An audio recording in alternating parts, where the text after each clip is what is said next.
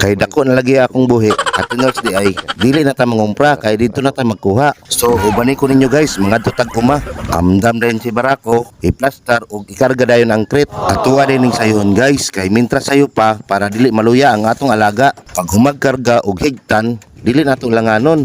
Adto na ta, let's go. Basig matingala mo guys ha, nga murag kusog akong dagan. Sa video lang na kay ang tinud ana, hinay kayo 20 tira. Tanawa guys, oh, matik dayon, abot na ta. Dayon diskarga og i-plaster dayon ang crate. Kay sayo palagi maon ni akong naabtan, nagpakaon og naglimpyo pa akong brad. Nakuhaan na din ni gahapon guys. Good kay na ako'y lakaw, wala ko ka video noon. Walay problema kay naa may karon. Og i-plaster dayon ang crate dool sa portahan. Ay para pagawas, diretso siradan. Tanawa guys, oh, isara among kwaon. Gusto mo ban ang isa noon. Ing-ani kalingaw guys. Pero dili ta magkumpiyansa, kay basig mabanggaan ta. Tira baning kusgana. Og dayon ikarga. Ingon ko, sa taas ako bira, pero murag bugat man. Ikaw lang brad, kay wa ko naanad. Tanawa ninyo guys, oh, plaster na.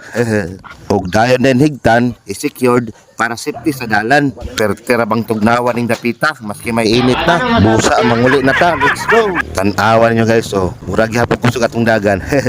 Og wala nagdugay, naabot at sa balay. I-plaster, ready na para katay.